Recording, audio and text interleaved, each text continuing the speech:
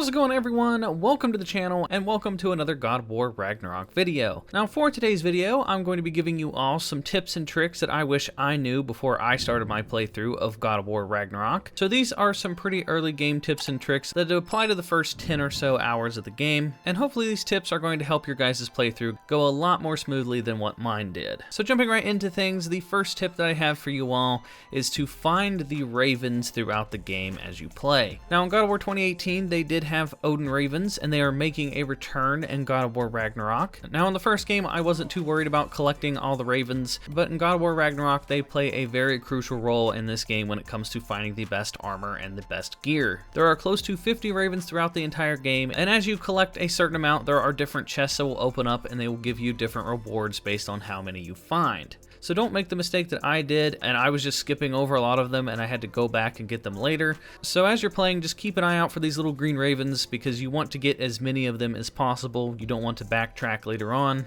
And a good way to know if you've gotten all the ravens in your area is if you go to your map, there's two different versions of the map you can look at. It's broken down into individual regions of the map, or you can look at the whole world view of the map. And when you break it down by region, you can slowly progress through the story, continuously checking through the map, and it will tell you if you have all the ravens in the area or not. So definitely keep an eye out for the ravens because they unlock some of the best gear and best abilities in the entire game. So up next is another quick tip that I didn't really take advantage of, and it is the Labors tab.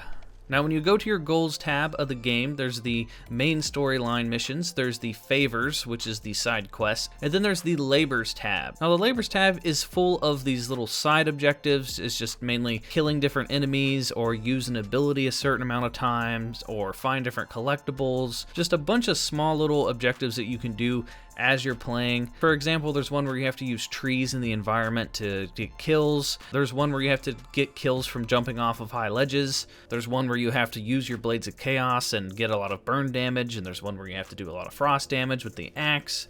So definitely keep an eye out on the labors menu if you want to rack up that XP really quickly. I never really paid attention to it. I was just playing the game and was unlocking them as I went. But if you want to get XP really quickly, a lot faster than what I did, I highly recommend you continuously just keep checking on the labors tab. So the next tip I have is for those of you that like to do a lot of exploring like me. Now when I play video games, I like to explore as much as possible before I do the main objectives. But in this game, there's going to be a lot of areas that you're not going to have access to when you're exploring. For example, you're going to come across these green doorways and these little holes with smoke coming out of them. You're going to find these continuously throughout your playthrough, and you're not going to be able to access these areas for quite some time unless you continue to a certain point in the main story. So if you like to do a lot of exploring and side objectives, I would stick to the main story for as long as possible until you unlock those abilities, and then once you do, then it's safe for you to go back and explore those areas, because I wasted so much time exploring and trying to figure out areas that I just couldn't access because I didn't have access to those abilities from playing the main story. So definitely play the main story for a long time, and then once you unlock the abilities to open these green doors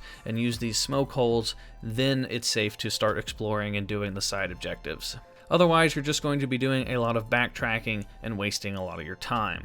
So next up is a quick tip that has to do with the accessibility settings, and it is to turn on the auto pickup set to full. Now if you don't have this turned on, you're going to have to manually pick up items when you're playing the game with the circle button, but if you turn this on, it is really easy when you're in the middle of combat that if you come across a healing stone or a rage stone or anything of importance on the ground, you don't have to hit the circle button repeatedly in the middle of a fight. This isn't as bad early game, but once you start to get into the harder areas and you get into some of the late game content and you're in some crazy boss fights and every second counts, you're not going to want to take your thumb off of the joystick and continuously press circle. So if you have this turned on and you're in the middle of a boss fight, it will just automatically pick up the healing orbs for you. It takes a little bit of getting used to, but trust me, it is way worth it, and it definitely saved my life in a lot of boss encounters, so I highly recommend you turn that to auto pickup full. And then another tip has to do with some of the abilities that are in this game. Now when it comes to the Blades of Chaos and the Leviathan Axe, one of the very early abilities in the game is the Flame Whiplash attack and the Frost Awaken attack. Now you're supposed to hold in the triangle button for the Leviathan Axe, but the mistake I made is that when I would switch to the Blades of Chaos, I would also try to hold in the triangle button. Now it does work that way, it's just way slower. When you have the Blades of Chaos, make sure you tap the triangle button repeatedly,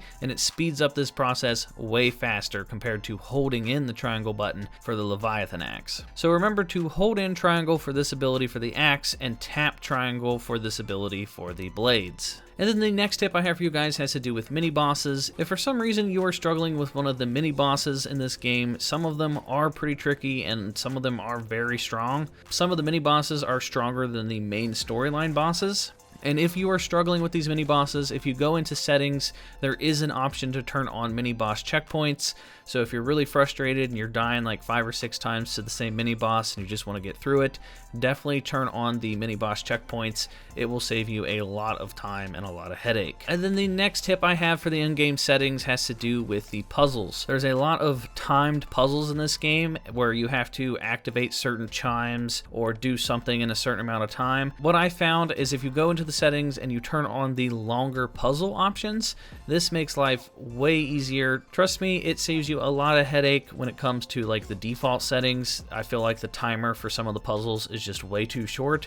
So turning on the extended puzzle timer will save you a ton of time and it will just make life for you way easier. So the next tip is a pretty simple one, but it's one to easily overlook, and it's to hold off on picking up some of the healing stones after a fight. Now in God of War 2018, anytime you ended a fight, you were stuck with whatever remaining health you had left. Well, in God of War Ragnarok, if you are very low on health, basically close to death, and you end an encounter, you will regenerate some of your lost health. So instead of running around and immediately picking up all of the healing stones after your fight, sit back for a moment, let your health regenerate, and then once it's done regenerating, then you can go ahead and pick up the health stones to give yourself some bonus health that you would have normally missed out on.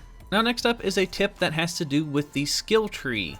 Now in God of War Ragnarok, you have your individual skills that you can upgrade and level up, but then each individual skill can be leveled up on its own. There's different tiers, there's bronze, silver, and gold, and once you hit the gold tier of a skill, you can then upgrade it to make it do either more damage, more stun, or more elemental damage. And the only way you can level up certain skills is by using those skills over and over again. So early on, a good way to level up some of these skills really quickly is to farm certain bigger creatures. For example, I was in this cave and I was fighting this big lizard monster, and I was basically just farming him for a lot of my abilities. So anytime you come across either a boss fight or a big creature like this, you can just spam whatever ability you want to level up over and over and over, and that's just a really quick way to level up your abilities pretty early on. I would only recommend doing this though if you're in a safe situation and you're not in any danger of getting killed by the boss fight. But that is going to do it for all the tips and tricks I have for you guys in this video. Hopefully these tips will make your life way easier. If you guys enjoyed it, then please give this video a thumbs up and hit that subscribe button. I will have tons of tips and tricks videos,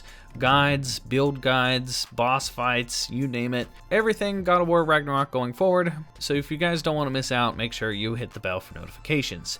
And that is going to do it for me, everyone, and I will talk to you all in the next video.